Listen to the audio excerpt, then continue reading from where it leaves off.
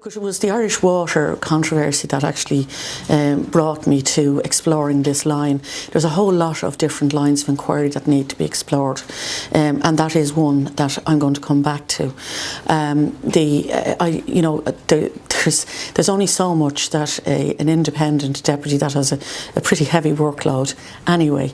There's only so much that you can do that would, at a given time. I wanted to explore this and bring it to a conclusion before I went along other lines.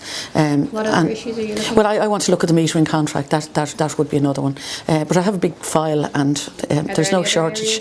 No, they're the areas for the moment. But there are people wanting to talk to me as well, and I'm going to be listening to people who have insights that I wouldn't have, and that may lead me in other directions.